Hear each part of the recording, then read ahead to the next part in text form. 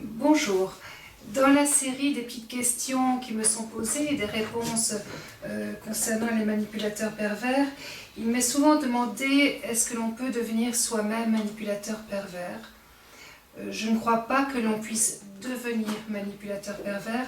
Par contre, il me semble évident que l'on peut adopter des comportements qui se rapprochent de ceux de la manipulation, des comportements qui se rapprochent peut-être même ceux de la perversion, pour la bonne et simple raison qu'on est contraint de s'adapter à une situation très particulière.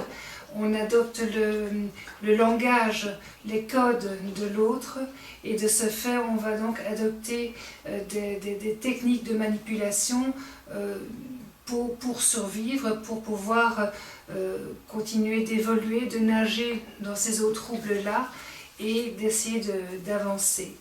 Maintenant, j'ai pu constater que une fois que l'on a quitté, que l'on a réussi à quitter le manipulateur pervers, le tempérament de base de la personne peut enfin réapparaître, peut revenir tel qu'il était avant, avec bien évidemment les conséquences de tous les chocs traumatiques subis pendant la période de lien avec l'élément toxique, mais la personne se libère de ce type de comportement. C'est pour une certaine partie des victimes. Maintenant, d'autres victimes parfois basculent dans ce type de comportement malgré tout et deviennent elles-mêmes bourreaux.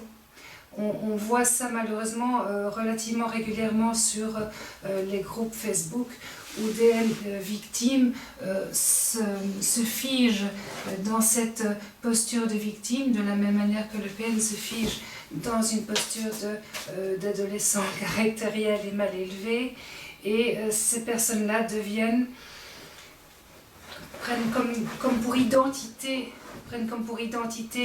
le statut de victime et deviennent dès lors également bourreaux des personnes qui l'entourent. Je suis désolée, je suis un peu envahie là par mes grisous qui m'aiment peut-être un peu trop. Peut-être suis-je manipulatrice avec eux, peut-être sont-ils dépendants affectifs de moi et inversement, je ne sais pas.